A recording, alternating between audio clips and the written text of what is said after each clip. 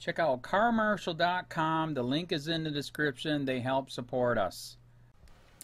Hey, Charlotte County. This is Charlotte County COPWATCH, and we got another story that you need to be aware of here in Florida, and that is anytime they talk about safety, you got to look at the lens of liberty. That's a commercial that we have on the radio here, and they talk about how always look at the Constitution and our rights, and what do they want to take away now. I know texting and driving is not good, but making it a law and giving away your freedoms and etc. to this fucking prick right here and across the Florida, where basically if they pass this bill in Florida, like other people are saying here, this is more policing for profit, period. This is, oh my God, especially if you're black. I agree with that. So all they got to do is say, we saw a phone, and boom. And then here's the other scary part too. Then they pull you over for that. Here's the other scary part. Guess what they're going to do? They're going to violate your Fourth Amendment rights big time. They're going to have a new gadget, jack into your phone, and you know and I know your phone has everything. Do you really want this Nazi prick motherfucker Charlotte County Sheriff Bill PRUMMELL to have all your shit on your phone? I don't think so. And he doesn't give a shit if it's illegal. He does not fucking care. And then here's another thing. Then they get to search your car illegally. Well, I thought I smelled pot. What do you mean you won't let me search your car? I'm going to get a dog that does a fake hit. It's just endless. Florida is the third most people in jail and prison in the whole country. Another person reminded me to say this too. In the fucking world, we're supposed to be a free country, yet we have the most goddamn people in prison and jail than the whole rest of the world, and we're supposed to be free. Are you fucking awake yet? Hello? Can you hear me? Hello?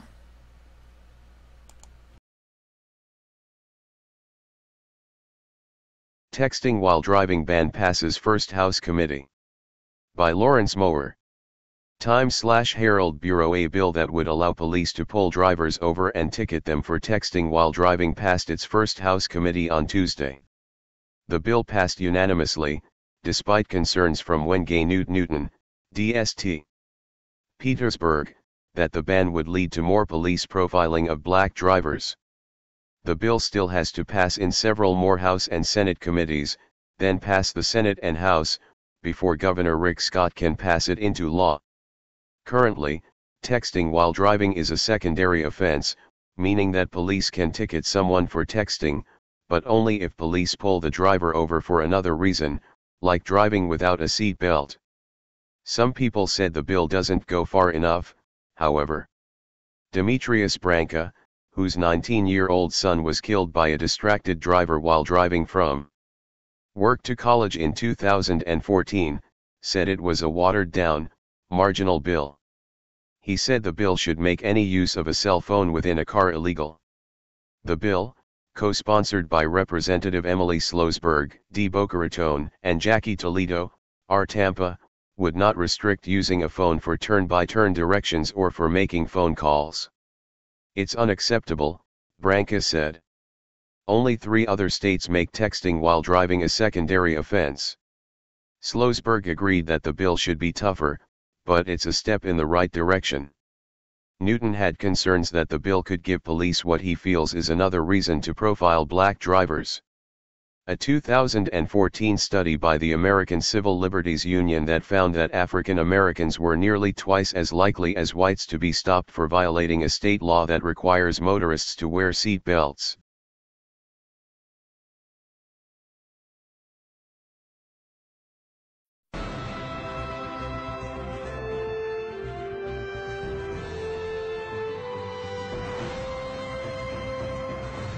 Does the government work for us or do we work for the government? Tonight, what if the Constitution no longer applied?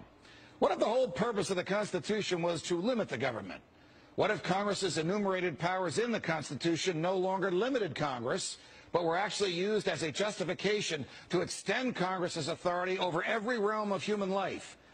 What if the president, meant to be an equal to Congress, has instead become a democratically elected, term-limited monarch? What if the president assumed that everything he did was legal just because he's the president? What if he could interrupt your regularly scheduled radio and TV programming for a special message from him? What if he could declare war on his own? What if he could read your emails and your texts without a search warrant? What if he could kill you without warning? What if Supreme Court justices no longer looked to the Constitution to determine the constitutionality of a law, but rather simply to what justices who preceded them thought about it? What if the rights and principles guaranteed in the Constitution have been so distorted in the past 200 years as to be unrecognizable by the founders? What if the 50 states were no longer sovereign entities, equals to each other, and parents of the federal government they voluntarily constituted? What if the states were mere provinces of a totally nationalized and fully centralized government?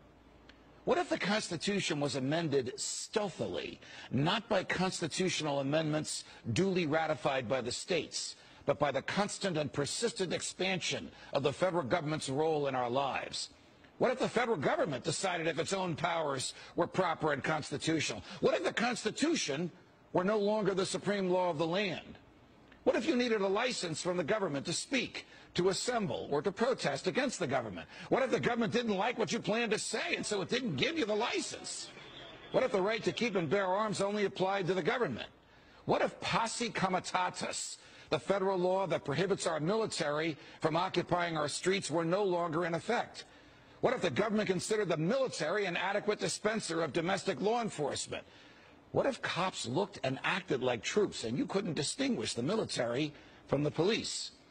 What if you were not secure in your person, in your papers, and in your property? What if federal agents could write their own search warrants in defiance of the Constitution? What if the government could decide when you were and were not entitled to a jury trial? What if the government could take your property whenever it wanted? What if the government could continue prosecuting you until it got the verdict it wanted?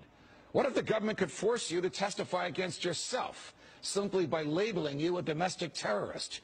What if the government could torture you until you said what the government wanted to hear? What if people running for president actually supported torture? What if the government tortured your children to get to you? What if government judges and government lawyers intimidated juries into convicting the innocent? What if the government could send you to your death and your innocence meant nothing so long as the government's procedures were followed? What if America's prison population, the largest in the world, was a cruel and unusual way for a country to be free? What if half the prison population never harmed anyone but themselves? What if the people had no rights except those the government chose to let them have? What if the states had no rights except to do as the federal government commanded? What if our elected officials didn't really live among us, but instead all had their hearts and homes in Washington, D.C.? What if the government could strip you of your rights because of where your mother was when you were born? What if the income tax was unconstitutional? What if the states were convinced to give up their representation in Congress? What if the government tried to ban you from using a substance in your body that is older than the government itself? What if voting didn't mean anything anymore because both political parties stand for big government? What if the government could write any law, regulate any behavior, and tax any event? The Constitution be damned. What if the government was the reason we don't have a Constitution anymore? What if you could love your country but hate what the government has done to it? What if sometimes to love your country you had to alter or abolish the government? What if Jefferson was right? What if that government is best which governs least? What if I'm right? What if the government is wrong? What if it is dangerous to be right when the government is wrong? What if it is better to perish fighting for freedom than to live as a slave? What if freedom's greatest hour of danger is now?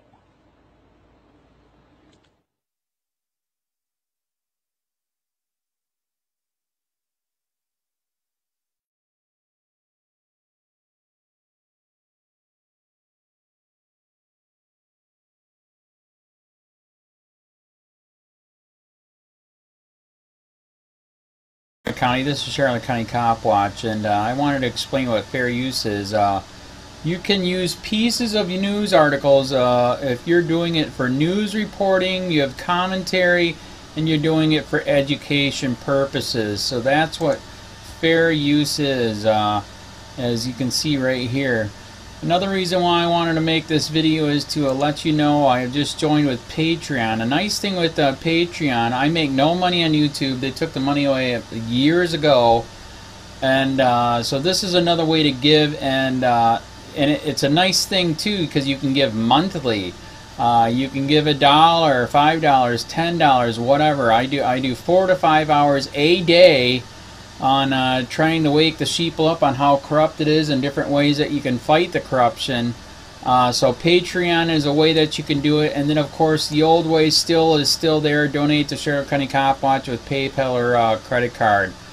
So keep that in mind. 4 to 5 hours a day. I make no money, but the corruption happened to me and I'm sick of it, so I'm trying to wake people up. But my wife would love it if some, if we could get some help out there. There's 47,000 subscribers. Just think if each one of you subscribers just gave a, let's say, actually, yes, $1 a month. 47,000 subscribers gave $1 a month. That would be awesome. That's not going to happen. But anyways, that would be great if it did happen. But do the math in your head. Just think about it. Like I said, 4 to 5 hours a day. I get no money from YouTube. YouTube has gone nuts. You can't do anything anymore. They're taking the money away everywhere. So these are a couple different ways that you can still help out with all this time that I put in. And as you know, I'm in a special situation where, at least I can do it. 4 to 5 hours a day. We have a cleaning company during the day. That's what allows me to do this, and we're debt-free. So this is my hobby. I don't go fishing and all that other crap. I try to save the world.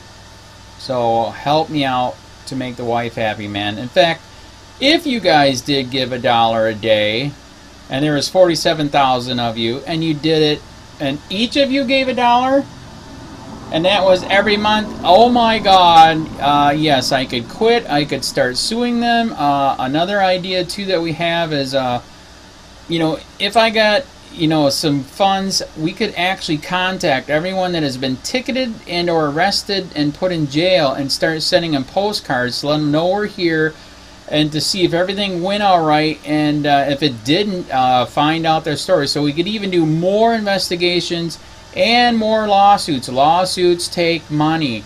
So just think about that. 47,000 of you so far right now. $1 a day. $1 a month on Patreon, or $5 a month Patreon, 10, 20, whatever. Just do the math in your head. Help out. This is a lot of work every single day. Thanks.